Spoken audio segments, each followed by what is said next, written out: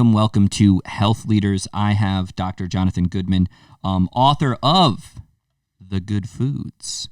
I've been browsing through this, and I definitely am enjoying that you and I see eye to eye with food, but also more importantly in the context of weight loss, calorie counting, stuff like that. We'll get into that stuff. But why don't you tell us a little bit about yourself? Where did you go to school? Yeah, so I went to school for my doctorate in naturopathic medicine at Bastyr University, which is in the Seattle area. Nice. How was that? It was great. It was my first experience living in the North Wet, as people call it. Soaked over there. And really a very idealistic group of people, very focused on health preservation, disease prevention. A lot of very passionate people in that profession. There is a lot, and it's amazing that it's like how you grow up around food, health and wellness, you name it, that is a correlator for how you're going to develop as a teen or as an adult.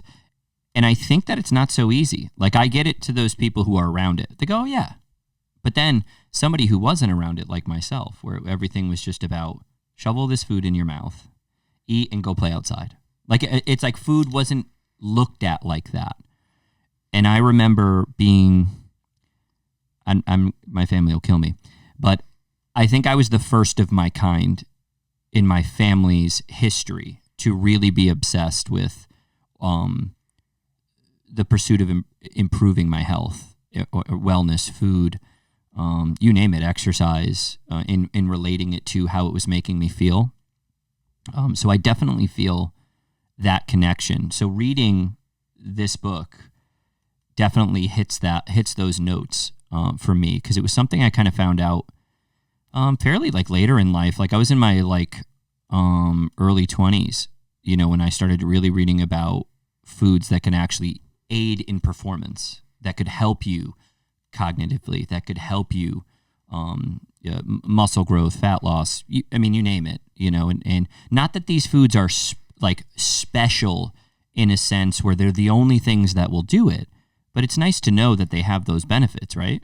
Yes. Yeah. Absolutely. Yeah. And so for you, how we kind of came together through a business group, BNI, and by the way, the best, we just talked about it before we got out here, it's by far the best thing I've gotten to meet people like you, and it's been like, I feel like we're old pals. I feel like I went to college with you in Seattle. That's what I feel like. The way I feel about BNI, and I think some people think of it as a cult. It's very strange.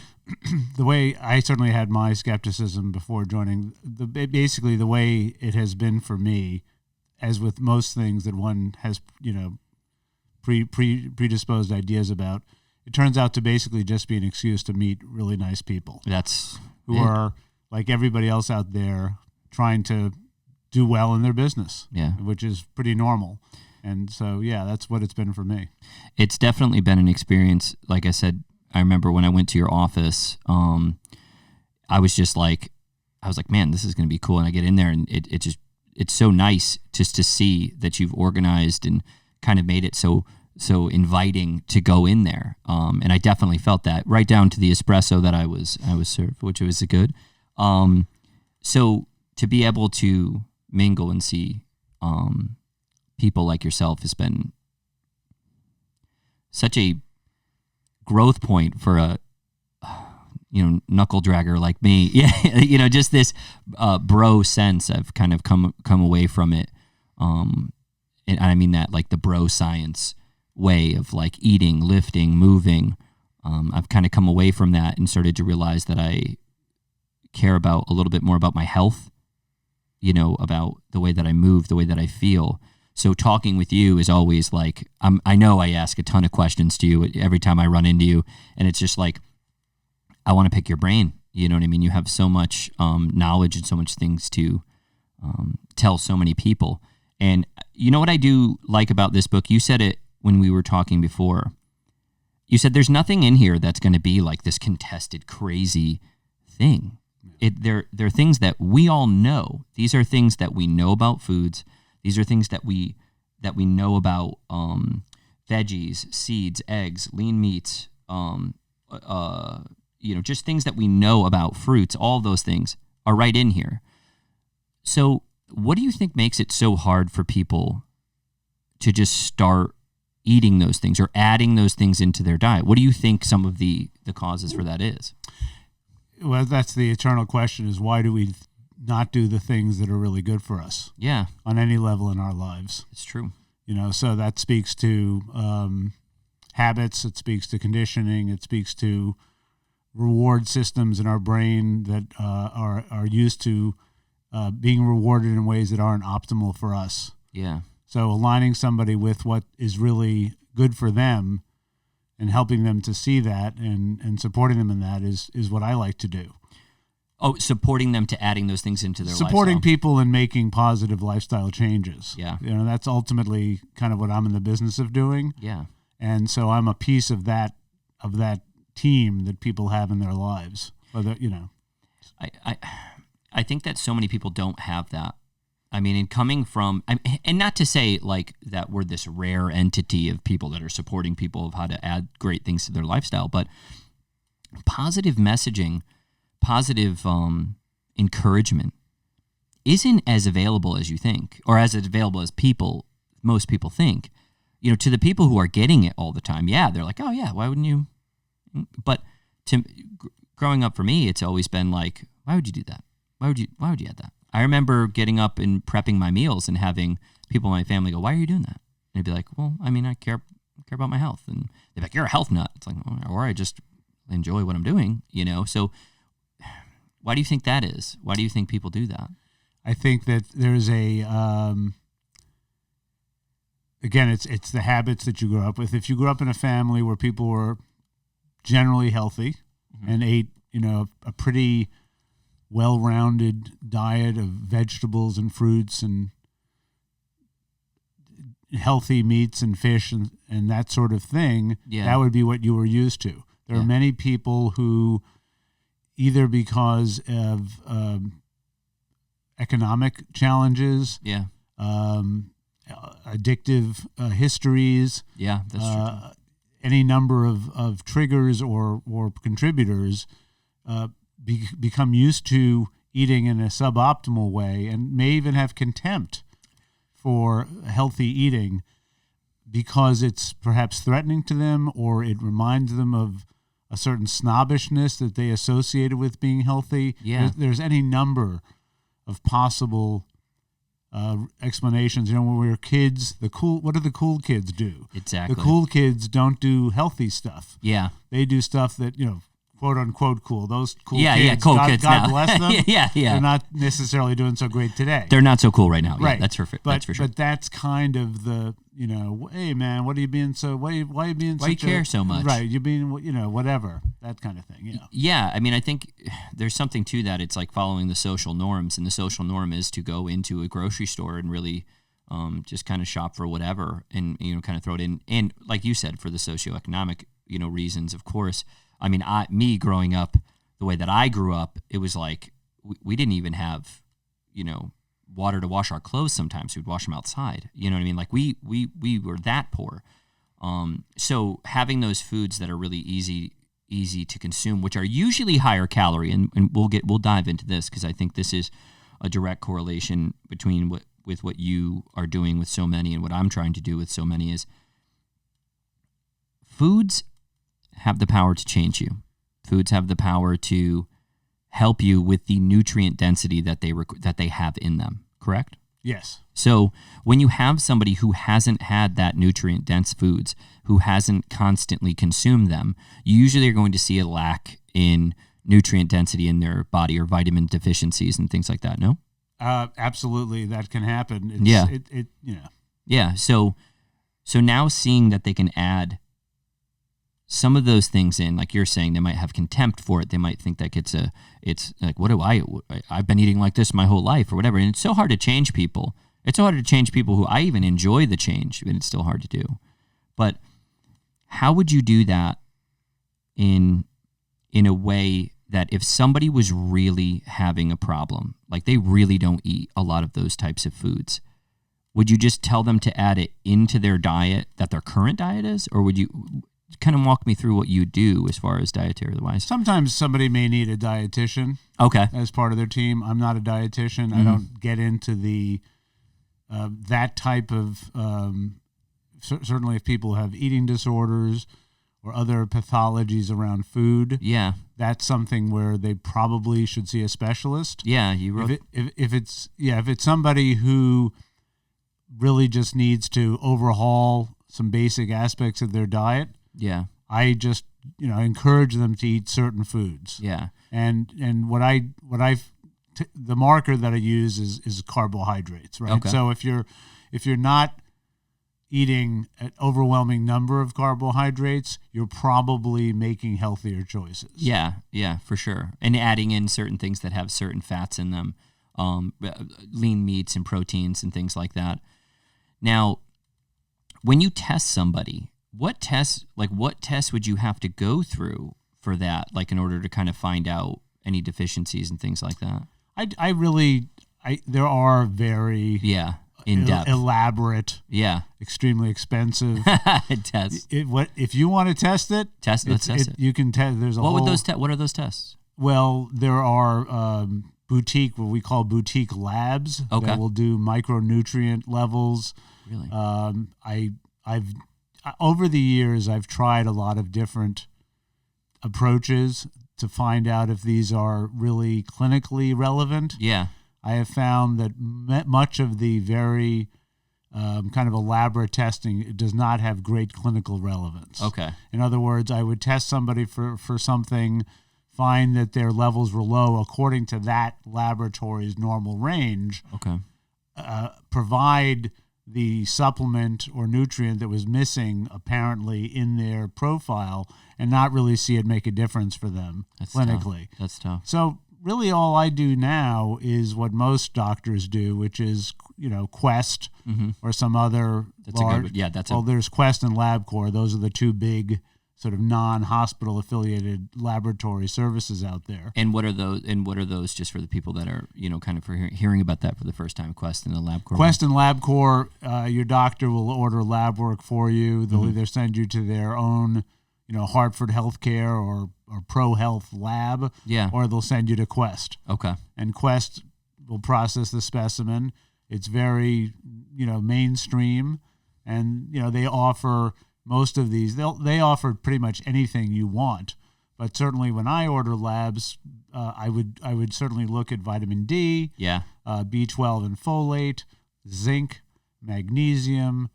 Those are the ones that I tend to focus on.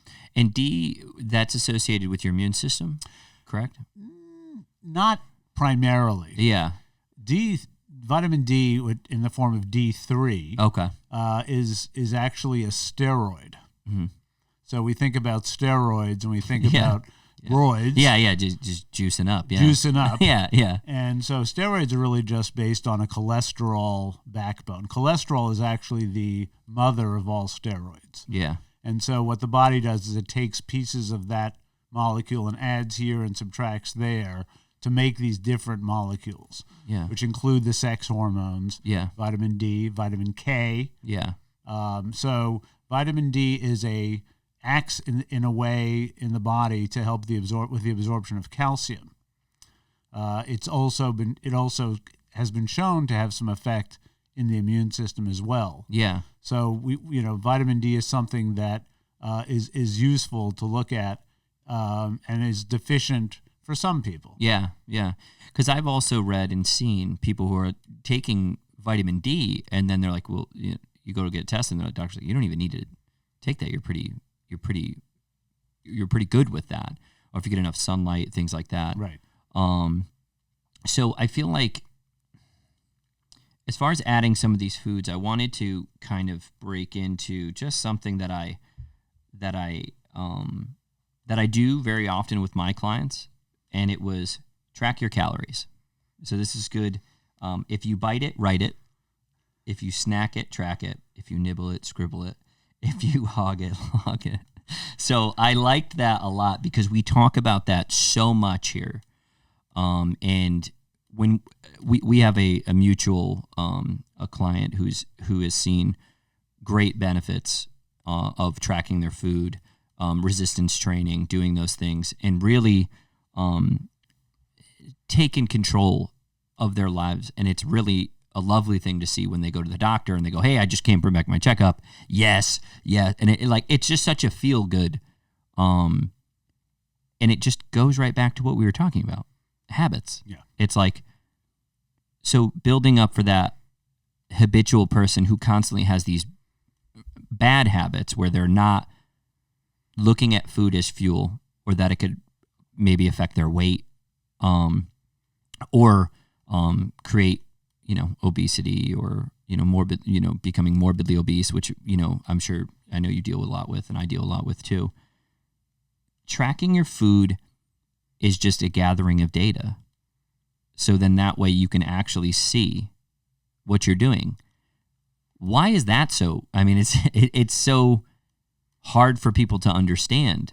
And my thing is like, if you would track your finances, you track your finances, why not track your food, right?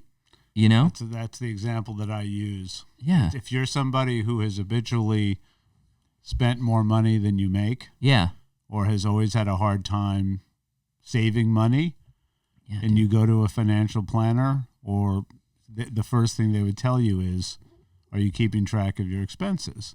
And the answer would usually be no. No, yeah. And the solution would be start keeping track of your expenses, because then if you don't know what you're spending. That doesn't sound crazy. Yeah. When you talk to somebody who habitually doesn't save money, they would say, oh, no, I'm not really spending that much. And the answer would be, how do you know? Yeah. And they would say, well, I just know. And you're like, so it's the same thing with food. Then when people come in, they say, I know I'm eating fine, and that's not the problem. Yeah. And they may be right. Yeah. It's not necessarily so simple. It's not an absolution. But if you've never tracked your calories and you've always struggled with your weight, that's a piece of what the solution is going to be. Yeah. Typically. It's important to also recognize, like we were talking about the habits with emotional eating, those types of things, some disorders. And you have that in your book as well, which I think is also a huge indicator, obviously. You said a binge eating disorder, bulimia, obesity, overweight, anorexia, all of those things. And it's very important when we talk about these types of things to say, hey, we're not necessarily talking to those people who are hypersensitive of calories. They need to go to a therapist or to really work through that. And that's something that gets skipped over. So when you hear tracking calories, they go, what are you, some sort of health nut? Some sort of weirdo? And you're like, no, I'm gathering data. Once you start looking at it like you're just gathering data, you then can go, dude, like, I want to change my body composition. I want to feel better. I want to know what I'm eating. So I do this, and I don't know if you do this with your clientele, but I'll go, for 2 weeks, just track what you're eating. Don't try to behave. Don't try to misbehave. Just let me see what you're eating. And it usually after the first week, I get them coming in, head down. Not head down. Maybe not head down, but, really like, and they go, hey, I found out that I was like overeating by 500 to 600 calories a day. And sometimes even more. But if I had to average it, I would say about that, which is a whole meal, like essentially almost another meal. And you're going, okay, cool. So we program it in, as far as whatever sort of weight loss they want to lose. And by the way, there's 100 tracking apps that you can use. Lose It is a good one. MyFitnessPal is great. My Macros Plus. Avatar Nutrition is the one that we use, which I absolutely love. It's a Cadillac of all tracking apps. No, not bragging. Maybe I am.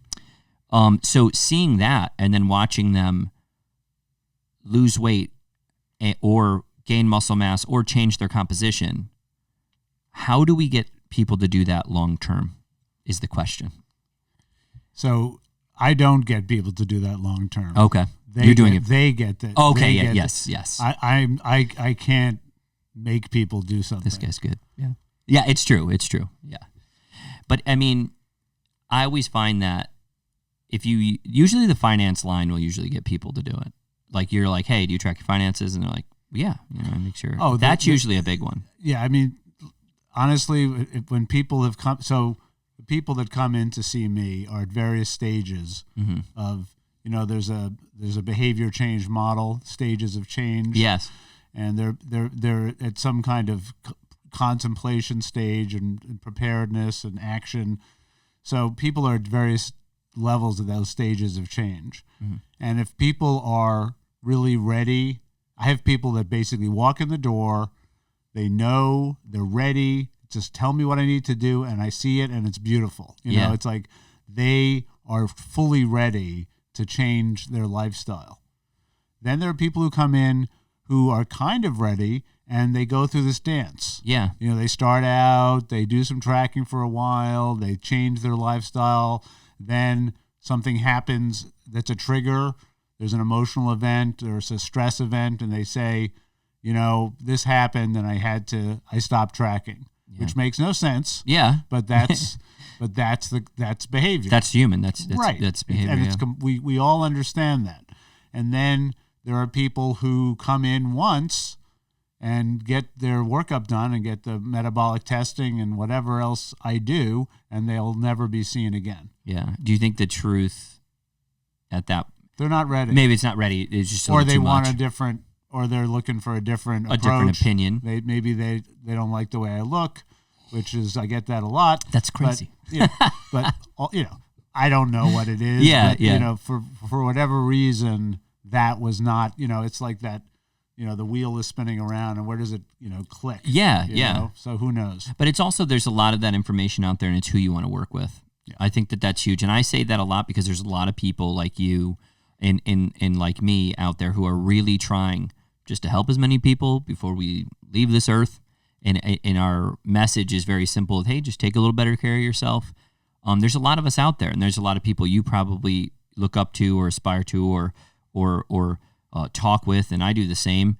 And I always say it's who you want to work with too. It's like don't put all this pressure on yourself that you have to do this, you have to do that. Go with who you want to work with, and when it does connect, it's a lovely thing to say. Yes, it really is. Kind of talking, about how it's like, we do things when we have people coming in, and who we work well with or who comes in. I always kind of try to encompass like the lifestyle things, because lifestyle and habit change is the only way. I mean, it's the only way that you're actually going to get. It's the only way that you're actually going to get anything accomplished. So sometimes, and maybe you have the same thing, where you have them motivated. They come in, they're motivated, and they're really going ham for like 2 weeks. They're like, I get this. That goes away pretty quickly. So it requires discipline that a lot of people don't have. So I like to kind of go, track your food, go for a walk. They'll go, I'll go walk every day. I go, just go for a walk 2-3 times. You know what I'm saying. I know, it's I'll go every day. I'll go every day for 2 hours. And you're like, no, just what can you do? So I find keeping it constant, keeping consistency, keeping the discipline is far better for those lifestyle changes. Not perfection, just like you said, those little bump in the roads for long-term stuff. I think what I'm hearing from you, which is I think very important and wise, is the long-term nature of lifestyle change. And we're all in a I want it now mindset. Yes, we are. Because we can have a lot of things now. Yes, we can. And, you can't have the end result of the lifestyle changes you want right now. Mm-hmm. People will go on, they get invited to their friend's wedding, and they have to fit into a dress or a suit or a waistline of a pair of pants, and they freak out, and they go on extreme diets to lose, 20 pounds in whatever short period of time. That's an unusual situation, but it's kind of what the diet industry is offering people are quick fixes. Mm-hmm. And that stuff is never going to go away, because people are always going to want to try that, because part of our brain is telling us, that's what I need. Yeah. at the end of the day, this is all just like with money. Yeah. When somebody who knows what they're doing with money tells you, don't look at your stock portfolio every day. Yeah. Don't watch your stocks during the day. Yes. You'll go nuts. Yeah. So the same thing, don't get on the scale every day. Get on the scale maybe once a week. Yeah. It's the same idea, but it's a long-term process. And what's interesting, when people come in, I do a metabolic rate test. Very straightforward. It's a breathing test, standard stuff. The insurance companies cover that every 3 months. Really? The reason it's covered every 3 months is that in 3 months, you'll probably lose enough weight so that when you get retested, your metabolic rate will have changed. Yeah. Now, Ben, when you lose weight, does your metabolic rate go up or down? Well, I mean, it's obviously going to go up, it's going to go up, down, up, your down. Metabolic rate. Just kidding. Yeah. Yeah. Your metabolic rate is actually going to, and well, because you're dieting. You're shrinking. Dieting, shrinking. You're shrinking. Yeah. So, but when I ask that question of people, I will get more often the answer, it'll go up. Yeah. And that's not a ridiculous answer. Yeah. Because when we think of people who are thin, they have fast metabolisms. Yeah. So in one's mind is, I'm going to lose weight and I'm going to finally become that skinny person. Yeah. That I remember. Yes. But no, you're not going to be. Because you have to change it again. You're still going to be you, but you'll be a skinnier you. Yeah. Now, the New York Times Magazine a few years ago did a follow-up on all of these people who have successfully lost weight, not Biggest Loser people, just like normal people who have lost, not that those people aren't normal, that's a harsh term. Yeah, we got what you said. But people have lost weight in a healthy, prolonged, gradual way. That was what I was trying to say. Yeah. Anyway, those people were followed up. And it's a very sobering article because the way those people have kept weight off is by progressively restricting their calories and eating quite a low amount of calories and exercising, which doesn't sound terribly sexy and exciting, but that is what is required. Now, as your metabolic, and I'll shut up after this, but as your metabolic rate declines with your weight loss, your appetite goes down because your body needs fewer calories. Yeah. So the whole idea of a slow, gradual weight loss is letting your eyes and your brain get used to needing fewer calories. Or the eating habits, which is fewer calories at that time, yeah. which over a prolonged period of time, which explain their success. Where it's like, if you studied something, you're probably going to forget most of it.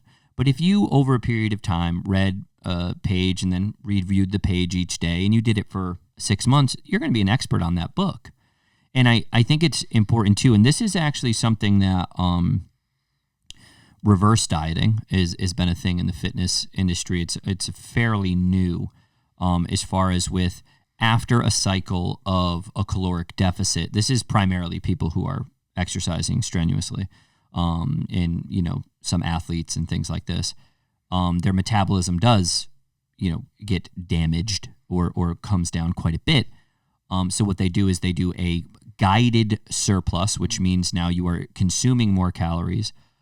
They do a guided one and measure themselves each week and stuff like that to rebuild back the metabolism. So that's actually fairly new, I imagine. I don't know if it's something that I'm just kind of learning. Makes a lot of sense. Yeah, I just started learning about that maybe like 2 years ago, and I have done a reverse diet cycle for 8 to 10 weeks, and it was very helpful, extremely helpful. Because I was like 100. I have some pictures of that too. I was like 179 pounds, 178. Which is fairly lean for, I'm thicker than people realize. And I'm not very tall, but it's still, I looked very, very lean. And I remember I did a reverse dieting cycle where I did focus on that. And I only gained, I think it was like 3-4 pounds in that time. So could have some of it been metabolically active tissue? Yes. Bone, all that stuff. But is it a little bit of fat? Yes. But what I found was it was my energy levels felt good. I actually felt good. So feeling is a big one too. And we didn't talk too much about exercise in resistance training. But I think it's one of those things that should be added into people's long-term health and goals for bone density, muscle density, circulation, cardiovascular, cardiorespiratory efficiencies. I think that it should be, if you can't do 3 days a week, do 2. If you can't do 2, do 1. Something needs to be added in there, though, for or just movement. Like you just going for walks is so helpful. And we talked about this before. Walking is probably one of the most underrated forms of caloric expenditure. And if you're caring about your food that you're eating, and you're also just going for a walk half hour a day, it's so helpful. If you just focused on, hey, I went for a 15-minute, 20-minute walk out and 15, 20-minute walk back in. I mean, that's extremely helpful, Yeah. And I'd like to see more people focus on that habitual change. When I went to California, it was something very shocking for me to do. I was very young. I was only like maybe 21, maybe. And I went down there, and so we're eating breakfast. So I got up. I was just eating breakfast with these people, and then they just started cleaning their plates and started putting on their shoes. And I'm like, what's going on? And they just kind of got up. So I got up, so I put on my shoes, and they didn't even tell. They went for a walk. It was just like they ate breakfast and they went for a walk. And it was a weird thing it was like a whole neighborhood of that. So then I get out and I'm noticing there's like a lot of people walking around here. Of course, the geographically it makes more sense. But I'm just sitting there. I'm like, these are people that care about their health. They're going for walks. They're doing that. And guess what happened at lunch? We did the same damn thing. So I'm sitting there. I'm like, I'm ready to eat another serving of whatever. And they start doing the same thing. And it happened again at dinner. And these aren't long walks. They were like 10, 15 minutes. So some sort of movement or exercise on top of caring a little bit more about the food that you consume. Calories do matter. And it's so hard to do it long term. But I think doing those small little steps, those small little things over a longer period of time, obviously, like I said, changes behavior far more than the quick fix dieting that you were talking about. The boom, boom, boom, just like The Biggest Loser, where they lose it. What do they lose? Well, like that's 200. I know it's extreme. That's speaking to what you're talking about. It's very extreme. With the caloric, what'd you call it? Oh, the reverse dieting one? Reverse dieting. What the studies have shown is that those people, their metabolic rates just plummet. And wasn't that interesting too when they were talking about some of those people? They signed non-disclosures at the end, and once they were out of their non-disclosure, they did a recap with some of those people, and most of them have gained a lot of weight back, I believe. Oh yeah, that's absolutely the case. And there was a lot of metabolic damage in there. You can't do that type of stuff, and that's why I do get the unrealistic expectation where they come in and they go, like you're saying, hey, I got this wedding. I need to fit into this dress. 30 pounds in 4 weeks. Can you do it? And you're like, no. My response is usually, can I do it? Yeah. Can I do it? Sure. I usually say, no, I think that's very, it's not really what we do here. It's just not healthy. It's just not healthy, so I really try to focus on that.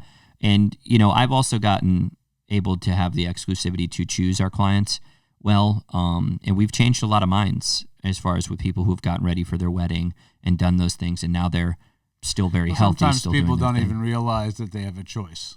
Yes, you always have a choice. They've already made the choice for themselves, and they think this is the only way I can present myself or whatever. Yeah. And that's a social pressure and a self-imposed expectation. True. And that speaks to other things. Yeah.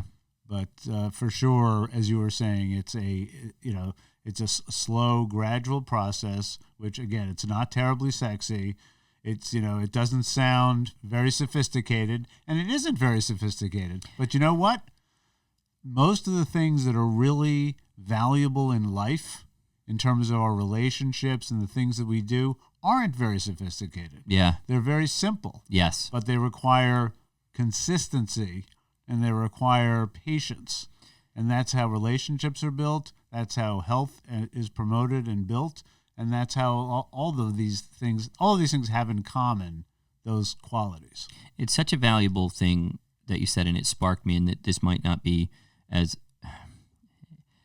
So turning it into what you said about relationships and that, it's like the patience, it's the consistency, it's those types of things. It's not always this sexy thing.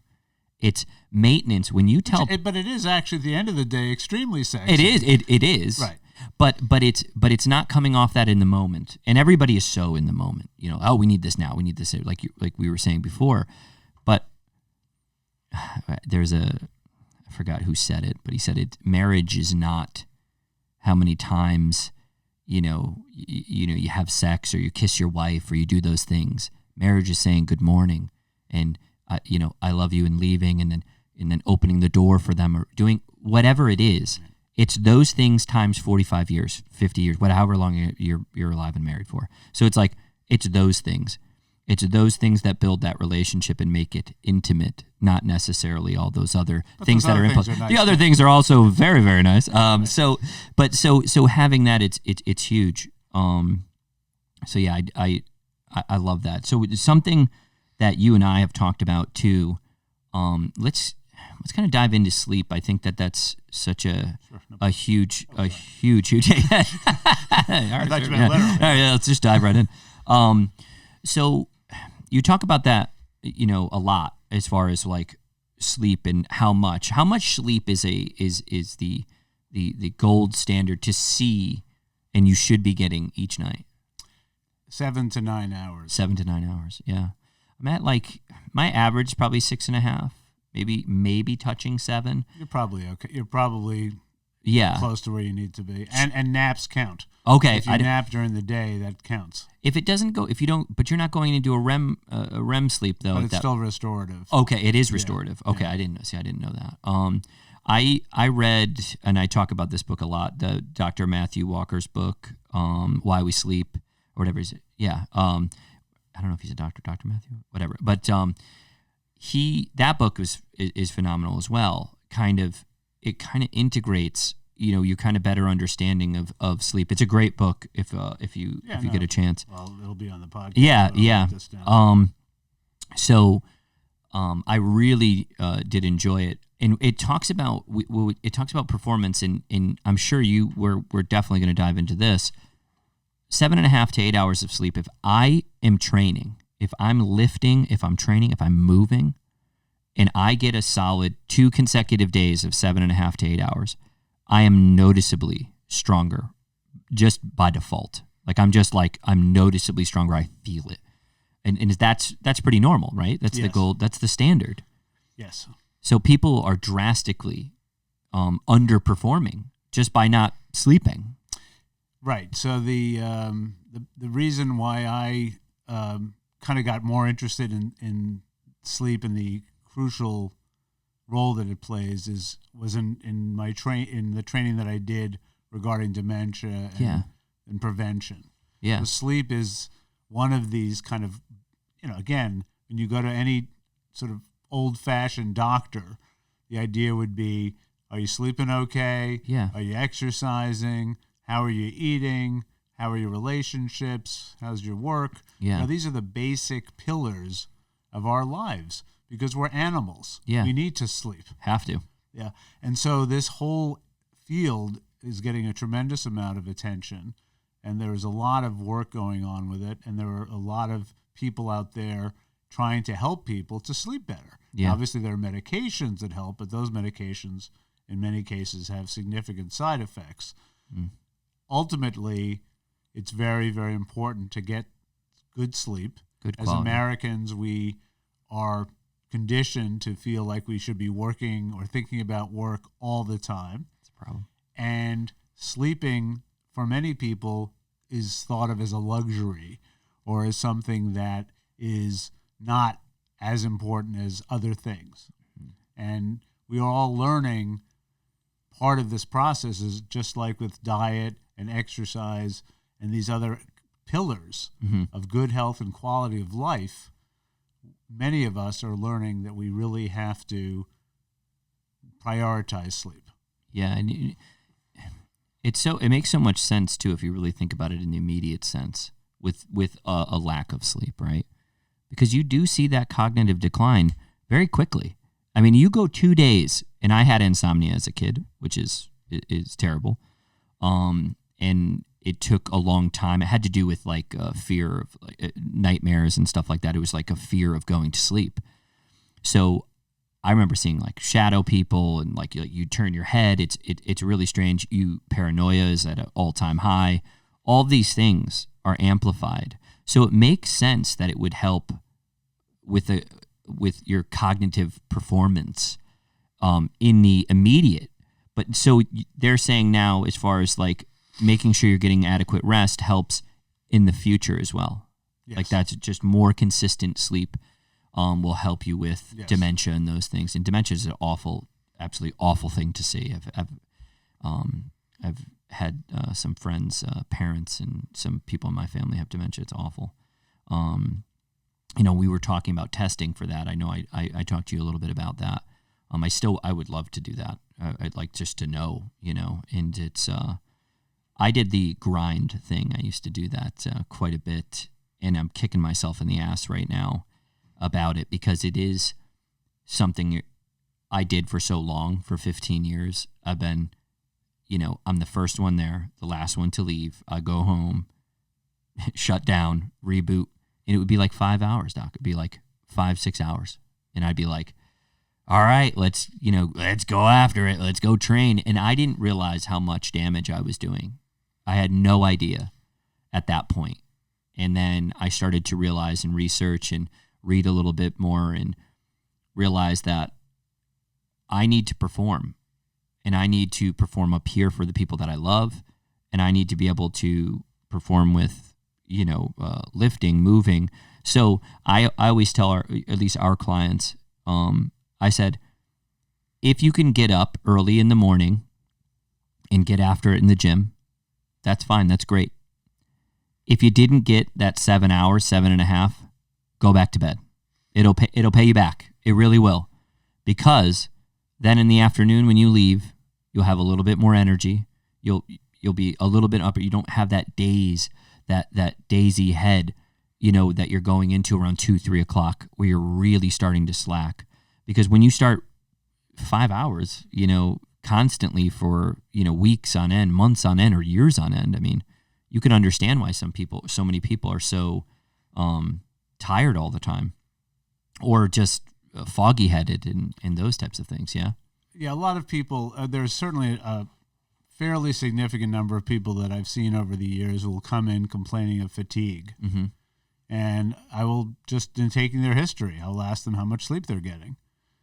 One would think it would be pretty obvious to somebody that if they're only sleeping 5 hours a night, 5.5 hours a night, 4.5 hours a night, that would be the primary reason why they're tired. Folks are in situations, single mothers, single grandmothers, supporting kids, people with multiple responsibilities, having to work multiple jobs. Yeah. A lot of people struggle to get enough sleep. It's a luxury. Yeah. I am an extremely fortunate person that I can sleep as much as I want to. Yeah. So I get that. That's true. That's not a choice that necessarily everybody has. Mm. But for somebody who is not forced by their circumstances to have to restrict their sleep, that is sometimes something that they're not prepared to really look at. Yeah. For whatever reason. And so, yeah. Yeah, I mean, I think there's something to that. It's sad, but it is the reality of the world. And I did the same thing coming from, my background, where I had to hustle, grind, type of thing. And I say it like that because I really will outwork most people. I really will do that thing. And I'm not being self-congratulatory. It's just I'm like, all right, cool. Let's get up at 5. Let's go do it. And now what I'm starting to realize is what's the best optimal, how am I going to optimize performance? So when I'm talking to clients, you have luxury problems today, my friend. Now I do. Yes. And before it was like, I can't. I cannot do that. Like, it was not in my wheelhouse. And now I'm able to go, okay, 10:30, going to sleep, and I'll be up at 6:30, or I'll be up at 6. I used to get up at 4 o'clock every morning for like 12 years. I would go to bed 9:30, 10 o'clock, get up at 4. And I did that for, like I said, 10 years. And yes, it's obviously paid. And if you hadn't done that, you wouldn't be where you are now. Yeah. So, and so I get that side. But that's true that I never really, I did look at it as a luxury. I did. I was like, you could sleep, I can't. And I maybe even hated on them. I'd be like, oh, you're lazy, whatever, in moving aside. Well, there's lazy and there's lazy people who sleep a lot. Yeah. Oh, for sure. And there's very hardworking people who sleep a lot or adequately. Yeah. And obviously there's also oversleeping, yes. hypersomnia as it's called. Yes. And that's a different issue. And it throws off your circadian rhythms, correct? Yeah. I'm not an expert in all of that endocrine sort of piece of it. But sure. Yeah. Yeah. I found too with my depression, like when I would really. Obviously something that I've had all my life. I also started to realize when I went to go see somebody, a specialist, and he was like, hey, I remember him telling me, he's like, hey, you really should probably change your circadian rhythm because you don't go to bed at all, and then you get up at like 4, and like then you're just go. No wonder why you would feel this way. And I remember then being like, oh, shut up. You do that whole like, what do you know? It's like I was such a jerk, but it was also, you're at that, once again, that hustle, the grind. But I do strongly recommend, if you're one of those people, the gym goers in the morning, and you have not got consistent adequate rest, go to sleep, give yourself some rest, wake up. If you can, try to prioritize it another time, I always say. Yeah. So in other words, don't exercise your way out of being lack of sleep and being healthy. I definitely want to talk to you about sauna, massage, just mindfulness. When does your Comcast stuff start to air? Monday. It starts. I'm super excited about that. I think the commercial came out okay. Nice. Yeah, I'm sure it did. I know. I look so handsome. I look so tall. I don't think they try to make you look like shit. They want to get more business from you. Yeah, they want to make sure you're there. I just feel like it was time. Good. Definitely was time for that. Good for you. It's exciting. So highlighting some of the things with that we know about sauna, massage, mindfulness, and we'll talk a little bit afterwards about cold therapy, which I've read some of the more recent published studies on. But definitely sauna. There's something to it, which is also, there's new studies coming out that have come out this past year about sauna, about all-case mortality, and about really helping, really opening up the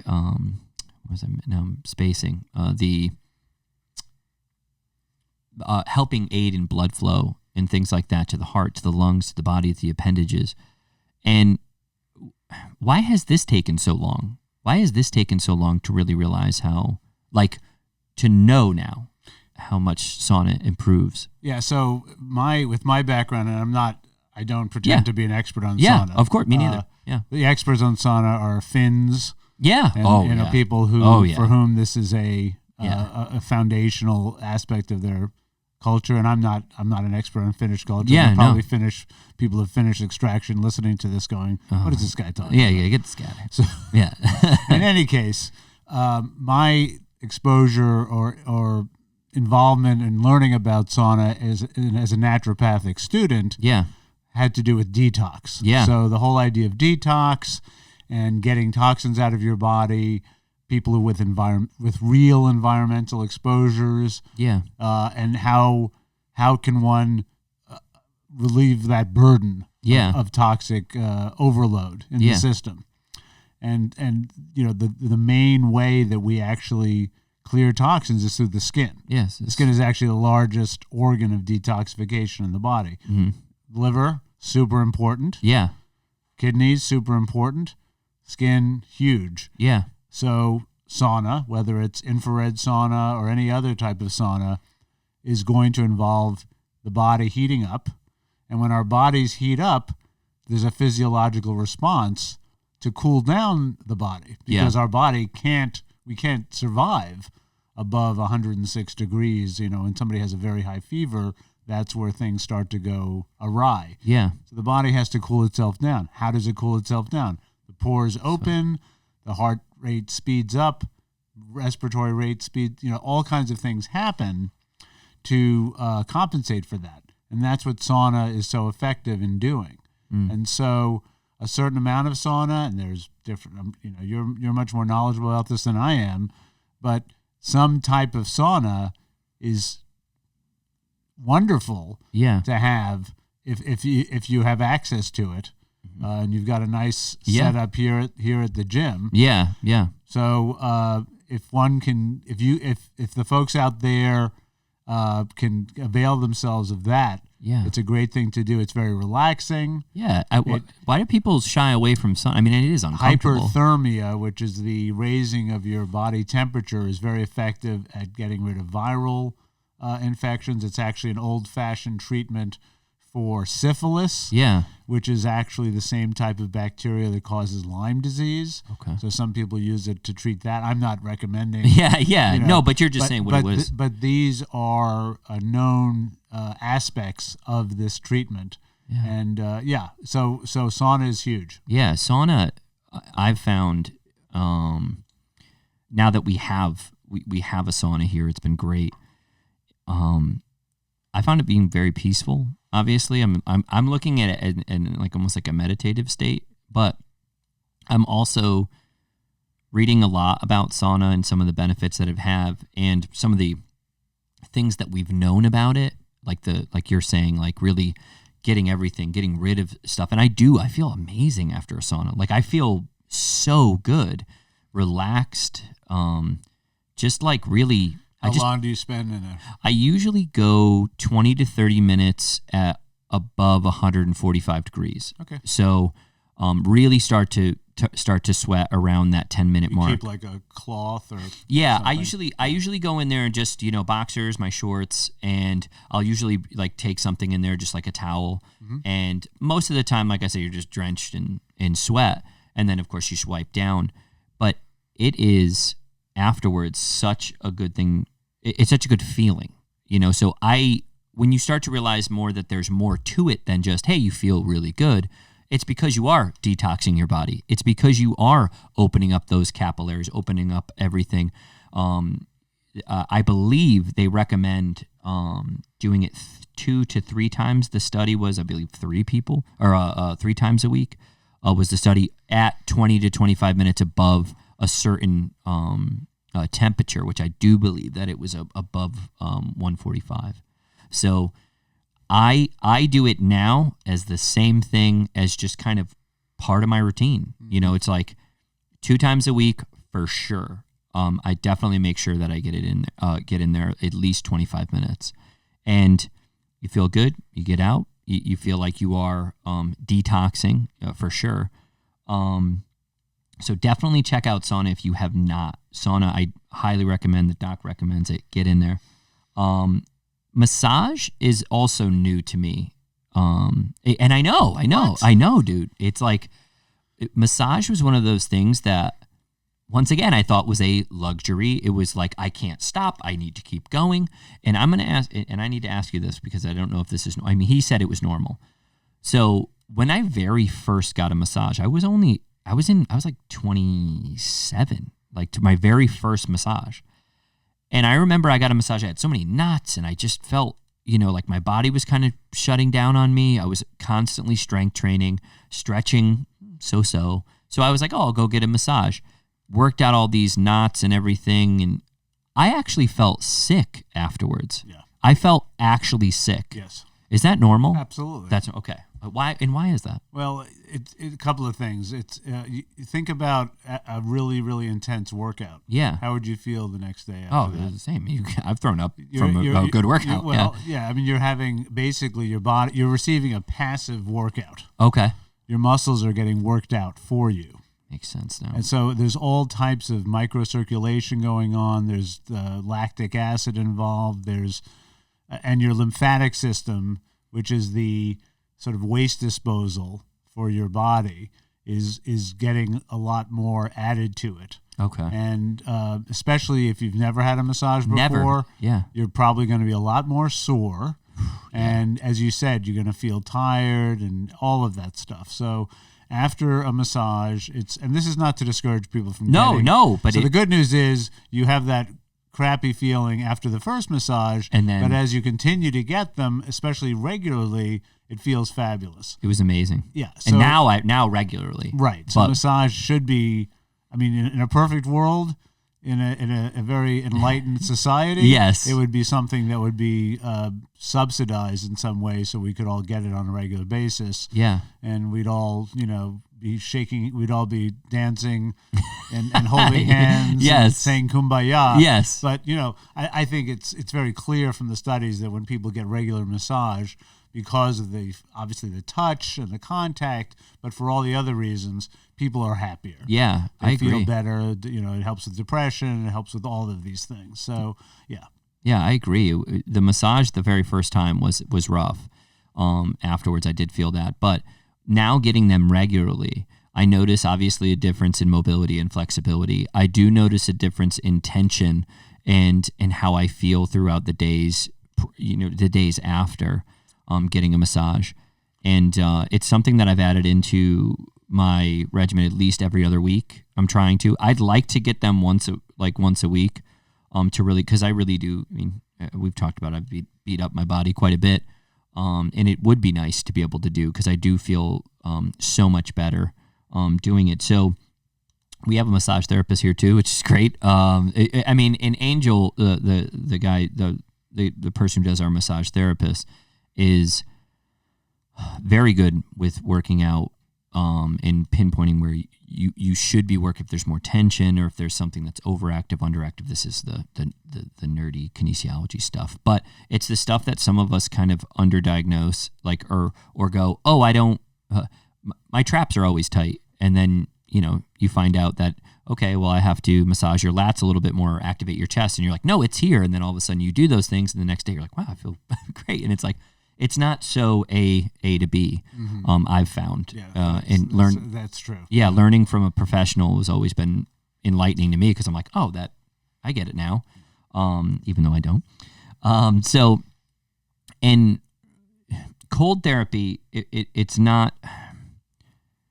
It's something that's also things are coming out now from that. We've always known cold therapy is really good for people with depression and those types of things. That's been an old kind of thing they've put out, and now it's coming back now for inflammatory markers, and it's really coming back for joint health and skin health, and it's nice to see. It's nice to see, because I've done cold showers, cold baths. I don't recommend it for everyone, and I only say it for this reason, because I think it's easy to kind of get a bad taste in your mouth when you're like, I'm just freezing, I don't want to do this. So there's cryotherapy. There's, of course, the tubs you can do. You can get in an ice bath, those types of things. There's people go lay out in the snow. You name it. There's multiple the Finns ways. Do that after the sauna. Right afterwards. And I say the Finns. Yeah, because they do. I mean, people that have lots of ice. Yeah. So, you obviously have seen that. So that's also really refreshing too. But I want to talk about, if we can kind of get in this before we close, the mindfulness part about it. I just want to say before you get into that, and by the way, people, I am not receiving any compensation for any of this. Yeah. This is offered just freely. I did do one of the cryotherapy sessions, and I was told that it would raise my norepinephrine level. Yeah. And I can only imagine that that's true. Yeah. But I can say from my experience that I had more energy. Yes. Having had that treatment, which lasted how long? 3 minutes? It was 3 minutes. You're in there for 3 minutes. 3-minute treatment. Yeah. And I got out of there, and I was not in any crazy way. Yeah. But just energized. I just felt a lot more clean energy. Yes. For pretty much the rest of that afternoon. So it felt great. And I've noticed too, after those, I feel the same. And then I also realized that I do sleep like a baby. Yeah. I just kind of pass out towards the end of the night. I do those on my active recovery days. I do it usually 2 times a week. So if you want to check that out, check it out too. Some good, nice toys here. Oh yeah, we got some cool. We got some cool stuff here. Absolutely. But the mindfulness is something I'm trying to practice a little bit more. How do you kind of explain mindfulness to people? Because it's such a, people really have their own ways of identifying that, like mindfulness and just, right? I mean, like every person that I've run into a yoga, person's like, oh, you should be mindful. And their idea is different than this person over here saying being mindful. So what's your idea of being mindful? So mindfulness is really being in the moment, being in the present. Mm-hmm. So we spend most of our time, the cause of most of our problems, our psychological problems, are not being in the moment. Mm-hmm. We're worried about the future. We're regretting the past. We're thinking about the past. If we're not worrying about the future, I don't know about you, but if I'm not spending my time thinking about what is going to happen, which I have absolutely no control over, chances are I'm going to be a happier person. I'm going to be more effective in the moment. Easier said than done. Yeah. Mindfulness movement started a while back. There was one of the leaders of it is a guy named John Kabat-Zinn, mm-hmm. who was at UMass, and he wrote this book, Wherever You Go, There You Are, mm-hmm. Which is kind of a wise insight. A lot of this came out of Buddhism, Zen, different traditions. At the end of the day, it's in every tradition. And the whole idea is calming the mind and learning to be in the moment more. And mindfulness is being aware of oneself. So mindfulness-based stress reduction, mindfulness-based solutions for compulsive eating, mindfulness-based solutions for addiction, all of these things respond to mindfulness. It's huge. I think that's probably the best way that I've ever heard it described. And I think talking about that, saying, what is it? Wherever you go, there you are. You said that to me, actually, one of the first times we met. And it has kind of stuck with me when I'm trying to kind of escape the day. And I'm thinking about, I'm 33. I'm thinking about, I got to get a house. I got to go do this, or I got to do this. And I'm always like, I need to do this. I need to do this. And it's very rarely towards the end of my day where I'm sitting in the sauna to one of those days a week, or I'm driving home, that I actually am able to be, just be, But I've slowly started to practice that when I'm with people. And I've always been a good people person, whatever, but that doesn't mean that you're not worried about this or doing this. But to you're with that person, you're talking with that person, you're there, you're in the moment, you're listening to them instead of waiting for your chance to respond, which is also extremely hard to do. That is one of the hardest things to do for a lot of people. But that was probably the best way I've heard it described. And I needed that today, because I am like tense. Every single human, the Dalai Lama needs that. Everybody needs it. It's our nature as human beings. It's very true. It's very true. To close, is there something that you want to leave behind here, like a message that you want to tell people about yourself, about what you've done for, this many years? Is there something that you want to... The best thing I can tell the folks listening and viewing is don't put off taking care of yourself. It's true. Don't put it off. It's very true. Do something today that you should be doing. Start doing it today. Good. Nice. Doc, it's been great, man. Dr. Jonathan Goodman, thank you so much. I really appreciate it. It's been a good time, and I'm looking forward to seriously talking to you more.